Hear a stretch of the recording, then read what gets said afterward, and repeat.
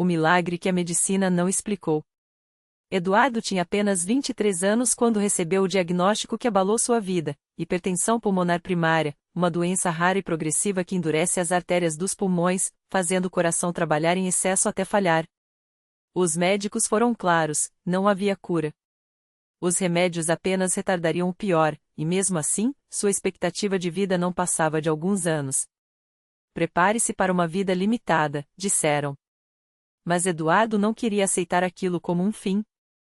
Ele era um jovem comum, filho de pais separados, criado pela mãe em um bairro simples de São Paulo.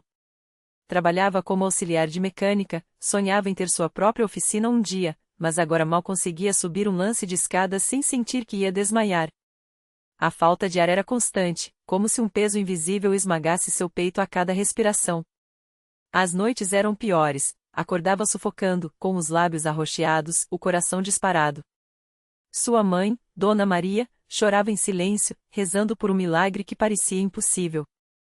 Foi numa dessas noites de desespero que a vizinha, Dona Rosa, uma senhora de cabelos brancos sempre vestida com saias longas e blusas discretas, bateu à porta. Maria, por que você não leva o Eduardo na congregação? Lá, Deus ouve as orações, disse ela com voz firme, mas cheia de compaixão. Dona Maria hesitou. Ela não era de frequentar igrejas, mas o medo pela vida do filho falava mais alto. Se não der certo, pelo menos a gente tentou, respondeu, enxugando as lágrimas. No domingo seguinte, Eduardo entrou pela primeira vez na congregação cristã no Brasil. O prédio era simples, sem luxo, apenas paredes brancas e bancos de madeira enfileirados. Os irmãos e irmãs estavam vestidos com modéstia, as mulheres com saias abaixo dos joelhos, cabelos presos, os homens de camisa social e calças compridas. Não havia instrumentos musicais, apenas vozes unidas cantando hinos de cor, como a Jesus, amigo fiel ou em Deus é amor. Eduardo sentou-se no fundo, envergonhado, sentindo-se um estranho naquele lugar tão diferente do mundo que conhecia. O ancião, um homem de postura serena e voz calma, dirigia a reunião com uma autoridade que não era de homem, mas de quem falava em nome de Deus. Ele leu passagens da Bíblia, falou sobre a fé que move montanhas, e então pediu que os presentes orassem uns pelos outros. Eduardo baixou a cabeça, mas não sabia o que dizer. Foi quando sentiu uma mão no seu ombro. Irmão, você precisa de oração? Perguntou um homem de meia idade, com um sorriso sincero. Eduardo engoliu em seco. Sim, eu estou doente. Os médicos disseram que não tem jeito. O homem não fez mais perguntas. Apenas disse: Deus é maior que qualquer doença. Vamos orar. E ali, no meio daqueles irmãos que nem conhecia, Eduardo sentiu pela primeira vez uma paz que não vinha de remédios. Mãos se estenderam sobre sua cabeça, e vozes começaram a clamar a Deus em uníssono, não com palavras bonitas, mas com uma fé tão pura que parecia tocar o céu. Senhor, cura este jovem. Fortalece seu coração. Dá-lhe vida nova. Eduardo fechou os olhos, e pela primeira vez em meses, não sentiu medo. Sentiu esperança. As semanas passaram, e Eduardo voltou à congregação. Não por obrigação, mas porque algo dentro dele havia mudado. Os irmãos o acolheram sem julgamentos, ensinando-o a orar, a ler a Bíblia, a confiar em Deus mesmo quando a dor persistia. Ele aprendeu que a fé não era a ausência de sofrimento, mas a certeza de que Deus estava no controle. Um domingo, durante o culto, o ancião anunciou que haveria um batismo nas águas. Quem deseja entregar sua vida a Cristo e ser batizado, que se manifeste, disse. Eduardo sentiu um chamado no coração. Ele queria aquilo. Queria ser lavado, renascer. Sua mãe, que agora o acompanhava às reuniões, chorou ao vê-lo se levantar e declarar sua decisão. No dia do batismo, Eduardo desceu às águas com o coração cheio. Quando emergiu, sentiu algo diferente. Não era uma cura instantânea, mas uma paz profunda, como se uma carga tivesse sido tirada de suas costas. Os irmãos cantaram glória a Deus nas alturas, e Eduardo soube, naquele momento, que sua vida não pertencia mais ao desespero. Mas o verdadeiro milagre aconteceu num culto de quarta-feira, 3 meses depois. Eduardo estava sentado entre os irmãos quando, de repente, sentiu uma onda de calor percorrer seu corpo. Não era febre, não era dor, era como se algo dentro dele estivesse sendo renovado. Ele levou a mão ao peito e percebeu, respirava sem esforço. Não havia falta de ar, não havia pressão no coração. Levou as mãos ao rosto, surpreso, e então se levantou, tremendo. Irmãos, eu estou curado. Disse, com a voz embargada. O culto parou. Todos olharam para ele, e o ancião, com os olhos brilhando, pediu que testemunhasse. Eduardo contou tudo, os médicos, os remédios, as noites de agonia, e agora, aquele momento, em que sentia o corpo leve, como se nunca tivesse estado doente. Glória a Deus! Exclamou uma irmã ao fundo. Aleluia! Responderam outros. O ancião então pediu que orassem em ação de graças. E enquanto as vozes se elevavam, Eduardo caiu de joelhos, chorando não de dor, mas de gratidão. Nos dias seguintes, Eduardo voltou ao médico. Os exames mostravam o impossível, a pressão em suas artérias pulmonares havia voltado ao normal. O cardiologista, atônito, revisou os laudos antigos e os novos, balançando a cabeça. Isso não tem explicação médica, admitiu. Eduardo sorriu. Eu sei quem fez. Hoje, Eduardo não apenas vive sem medicamentos, como também serve na congregação, ajudando outros que chegam com o coração quebrado. Ele aprendeu que Deus não desampara seus filhos, mesmo quando o mundo diz que não há saída. Sua mãe, que antes vivia em angústia, agora canta os hinos com voz firme, sabendo que o mesmo Deus que curou seu filho cuida de cada um que busca ele. E toda vez que Eduardo participa da Santa Ceia, lembrando do sacrifício de Cristo, ele se emociona. Porque sabe que aquele pão e aquele vinho representam mais do que um símbolo, representam uma aliança de amor que vence até a morte. Lições que ficam. 1. Deus ouve o clamor do coração sincero, não importa quão grande seja o problema, quando buscamos a Deus com fé, Ele age. 2. A Igreja é família. Na congregação cristã no Brasil, Eduardo encontrou irmãos que oraram por ele sem interesse, apenas por amor. Isso é o verdadeiro cristianismo. 3. Milagres ainda acontecem, não são contos ou lendas. São provas de que Deus está vivo e age na vida daqueles que creem. 4. A cura vem do alto, mas a fé é a chave, que Eduardo poderia ter desistido, mas escolheu confiar. E Deus honrou sua fé. Hoje, quando alguém pergunta como ele foi curado, Eduardo responde com simplicidade, como aprendeu na congregação. Não foi remédio. Não foi sorte. Foi Deus. E a vida de Eduardo nunca mais foi a mesma depois daquele dia. O médico que o atendeu no hospital, um homem cético que já tinha visto muitos casos de câncer em estágio avançado, não conseguia explicar o que via nos exames. Os tumores tinham sumido. Não havia sinal de metástase, nem sequer cicatrizes internas que justificassem uma remissão tão repentina. Ele olhava para as imagens no computador, coçava a cabeça e murmurava: isso não faz sentido. Mas Eduardo sorria, porque ele sabia muito bem o que tinha acontecido. Os colegas de trabalho, que antes o evitavam por medo de dizer algo errado ou por não saber como lidar com a doença, agora se aproximavam com curiosidade. Alguns até brincavam: Eduardo, você tem que me ensinar esse segredo, hein? Porque remédio que faz isso eu quero o nome. Ele só respondia: o segredo é Jesus. Só ele faz o que nenhum laboratório consegue. E muitos, ao verem a transformação não só no corpo, mas na paz que agora brilhava em seus olhos, começaram a perguntar sobre a igreja. Alguns até aceitaram o convite para ir a uma reunião na congregação cristã. Sua esposa, Maria, que havia chorado tantas noites em silêncio, agora via o marido mais forte do que nunca. Não era só a saúde física, Eduardo tinha uma alegria que contagiava. Ele acordava cedo para orar, lia a Bíblia com um entusiasmo que antes não tinha, e até começou a ajudar outros doentes na igreja, levando esperança onde antes só havia desespero.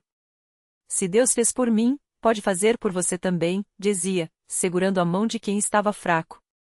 Um dia, um jovem chamado Rafael chegou à congregação arrastado pela mãe, desanimado porque os médicos tinham dito que sua doença era rara e sem cura. Eduardo o viu no fundo do salão, de cabeça baixa, e sentiu algo no coração. Foi até ele, sentou ao lado e contou sua história sem dramatizar, sem forçar, só com a verdade nua e crua. Eu também ouvi que não tinha jeito. Mas Deus tem o último palavra. Rafael olhou para ele com olhos úmidos e perguntou: você acha que Deus pode me curar também? Eduardo não hesitou: não acho. Tenho certeza. E assim, Como um rio que transborda, o testemunho de Eduardo começou a tocar outras vidas. Não era ele quem curava, ele sabia disso. Bate era um instrumento nas mãos de Deus para mostrar que milagres não são coisa do passado. São para quem crê. Hoje, anos depois, Eduardo ainda frequenta a congregação cristã no Brasil com a família. Às vezes, quando está no culto e ouve alguém clamando por um milagre, ele fecha os olhos e lembra daquele dia em que esteve no altar, fraco, mas cheio de fé. E sorri, porque sabe que o mesmo Deus que o levantou está ali, pronto para fazer novamente. Porque na congregação, não se aprende só a orar, se aprende a confiar. E quando a fé encontra a vontade de Deus, até o impossível se curva. Naquela mesma semana, uma mulher chamada Marisa entrou na igreja pela primeira vez. Ela vinha carregando um peso que ninguém via, uma dor nas costas que a acompanhava há mais de 10 anos. Médicos tinham dito que era degenerativo, que ela teria que conviver com aquilo pelo resto da vida. Mas quando ouviu o testemunho de Eduardo, algo dentro dela acendeu. Se Deus fez por ele, pode fazer por mim também, pensou. Marisa não era de chorar fácil, mas naquele culto, enquanto o pastor falava sobre a fidelidade de Deus, as lágrimas começaram a escorrer. Ela se levantou, trêmula, e foi até o altar. Não sabia nem o que dizer, só balbuciava: Senhor, eu preciso de ti. Foi então que sentiu mãos se apoiando em seus ombros. Era Eduardo. Sem dizer nada, ele apenas orou com ela, com a mesma fé que um dia o havia levantado da cadeira de rodas. De repente, um calor estranho percorreu as costas de Marisa. Ela sentiu como se algo se soltasse dentro dela. Hesitou, mas então moveu o corpo para trás, para frente, e não houve dor. Pela primeira vez em anos, ela se endireitou completamente. O grito que saiu de sua boca não foi de dor, mas de espanto e gratidão. Estou curada. Estou curada, repetia, enquanto as pessoas ao redor começavam a louvar a Deus. Eduardo sorria, porque reconhecia aquele milagre. Não era coincidência, era Deus agindo mais uma vez, provando que sua mão não envelhece, nem sua misericórdia tem limite. E assim, como uma pedra jogada num lago, o testemunho de Marisa começou a se espalhar. Pessoas que antes duvidavam agora vinham com esperança. Um homem com problemas no coração, uma criança com asma, uma família em crise, todos encontraram ali não só uma igreja, mas um lugar onde Deus ainda fala, ainda toca, ainda transforma. Porque na congregação cristã no Brasil, não se ensina apenas a crer nos milagres dos outros. Ensina-se a esperar pelo seu. E quando a fé se encontra com o poder de Deus, até as cadeiras de rodas ficam vazias, até as dores somem, até os corações mais duros se rendem. Porque Deus não mudou. E Ele ainda está escrevendo histórias de vitória, uma vida de cada vez. E foi exatamente o que aconteceu com o Sr. Antônio, um homem de 68 anos que chegou à igreja arrastando os pés, com as mãos trêmulas e o rosto marcado pelo cansaço de anos lutando contra um Parkinson que os médicos disseram ser irreversível. Sua filha, Dona Maria, já havia ouvido falar dos milagres que aconteciam ali, mas o coração do pai estava endurecido pela decepção. Já tentei de tudo, minha filha. Remédio, médico, até benzeção. Nada adianta, ele dizia, enquanto se sentava na última fileira, como se quisesse ficar invisível. Mas Deus não olha para fileiras. Ele olha para o coração. Naquele culto, enquanto o pastor falava sobre a fé que move montanhas, o Sr. Antônio sentiu algo estranho, um calor começar nas pontas dos dedos, subir pelos braços, como se uma corrente elétrica suave estivesse percorrendo seu corpo. Ele tentou ignorar, achando que era só cansaço, mas então suas mãos pararam de tremer. Primeiro por alguns segundos. Depois por minutos. Ele olhou para elas, incrédulo, e tentou mover os dedos um a um. Funcionavam. Sem tremor. Sem rigidez. Foi quando ele ouviu a voz do pastor dizer: se você veio aqui com uma doença, levante a mão e declare: eu sou curado em nome de Jesus. O Sr. Antônio hesitou. Sua mente gritava: isso não pode ser real. Mas algo dentro dele, mais forte que a dúvida, o fez levantar a mão trêmula, não, quase trêmula, e sussurrar: eu sou curado. No mesmo instante, foi como se uma carga fosse tirada de suas costas. Ele se levantou da cadeira sem precisar se apoiar, deu um passo, depois outro, e outro. Sua filha, que o observava de longe, levou as mãos à boca, os olhos cheios de lágrimas. Pai, ela chamou, sem acreditar.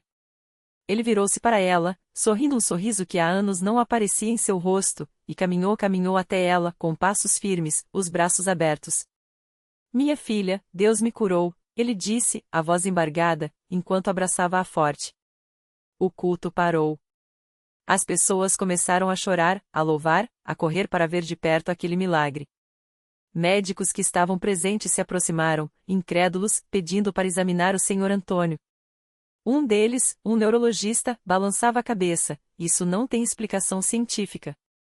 Os sintomas de Parkinson não desaparecem assim, de uma hora para outra. Mas o Sr. Antônio só sorria e repetia, não é ciência, doutor. É Deus. Só ele faz isso. E não parou por aí. Na semana seguinte, uma mulher chamada Elaine chegou arrastando uma mala cheia de remédios para depressão e ansiedade. Ela tinha tentado se matar 3 vezes e vivia trancada em casa, com medo até da própria sombra. Não aguento mais, pastor. Não quero mais viver assim, ela chorou no altar.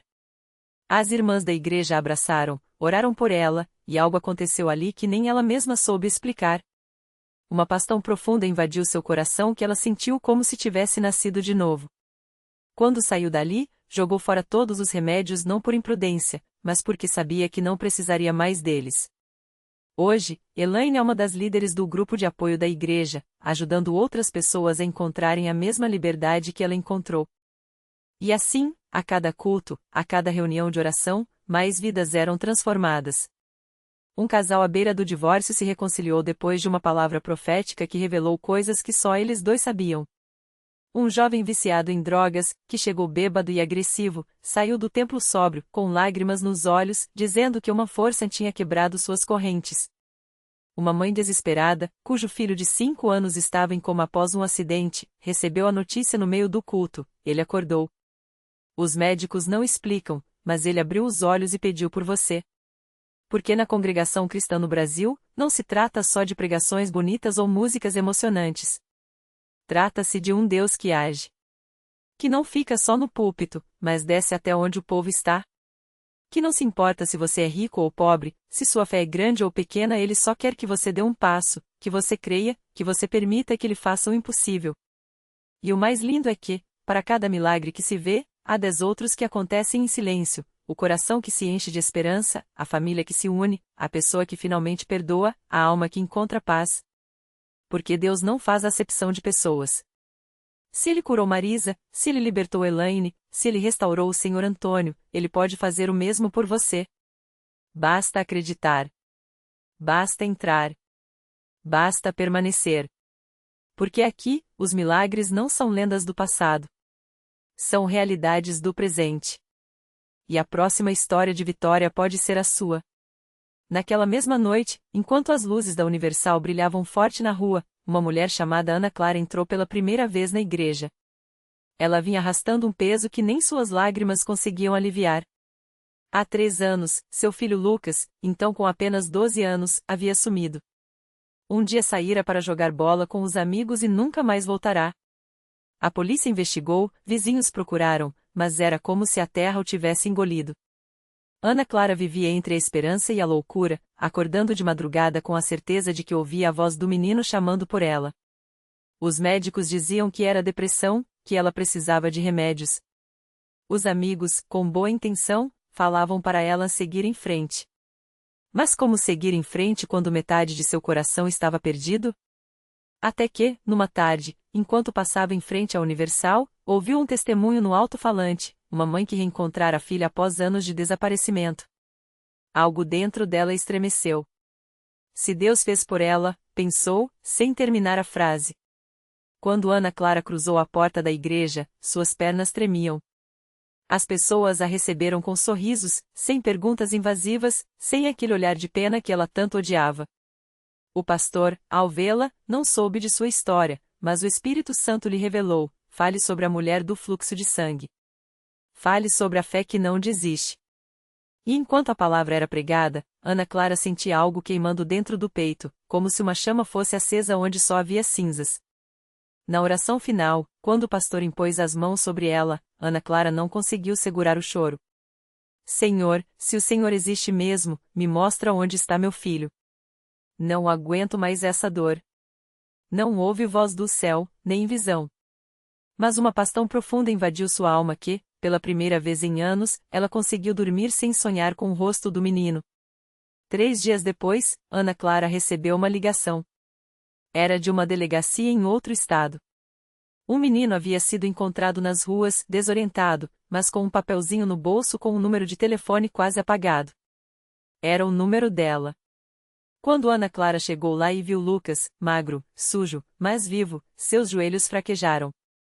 O menino, confuso, só conseguia repetir: "Uma senhora me disse para voltar para casa, que minha mãe estava me esperando.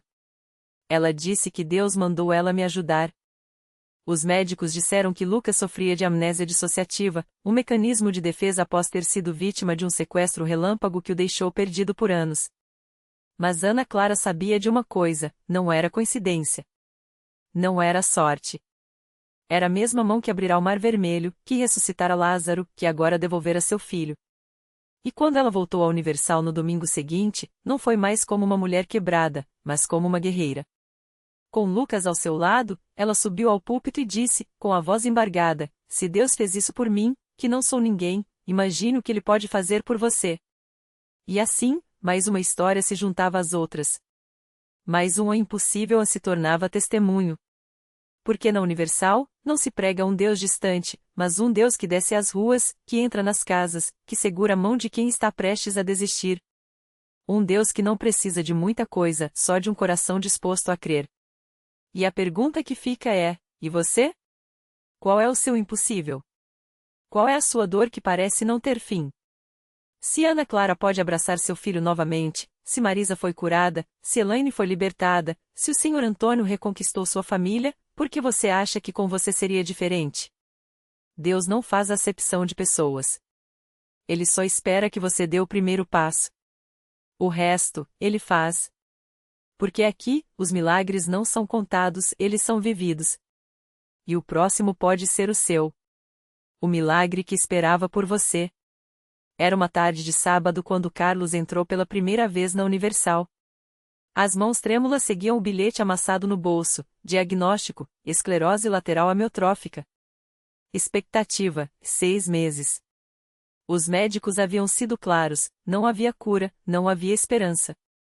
Mas ali, entre aqueles muros, algo dentro dele sussurrou: tente mais uma vez. Não foi fácil. As primeiras semanas foram de lágrimas e dúvidas. Até que, em um culto, o pastor falou sobre Ana Clara, Marisa, Elaine, Antônio, vidas que Deus havia reconstruído. Se Deus é o mesmo, por que não eu? Pensou. E, pela primeira vez em meses, Carlos orou com fé, não com desespero. 3 meses depois, os exames surpreenderam os médicos: a doença parou. 6 meses depois, os sintomas regressaram. 1 ano após o diagnóstico fatal, Carlos voltava ao consultório não para ouvir uma sentença, mas para mostrar ao médico suas mãos firmes, seus passos estáveis. Inexplicável, disseram. Milagre, ele soube. A reflexão que fica. Deus não escolhe os imperfeitos para operar milagres, Ele escolhe os que ousam crer, mesmo quando tudo diz a não. Ana Clara abraçou o filho porque não soltou a esperança. Marisa foi curada porque persistiu além da dor. Carlos caminhou de volta à vida porque, no fundo, escolheu acreditar que seu impossível tinha um prazo de validade. E você?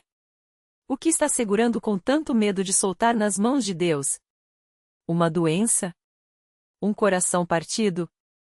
Um sonho que morreu? Milagres não são para os que merecem, mas para os que se entregam. A lição. A fé não é a ausência de medo, mas a coragem de dar um passo mesmo tremendo. Deus não exige que você tenha todas as respostas, só que lhe dê a chance de escrever a sua história. Porque aqui, entre estas paredes, ninguém é caso perdido. O próximo milagre não está no passado de alguém, está no seu futuro. E se Deus já fez por eles, o que Ele não faria por você? O resto, Ele faz. Pomba.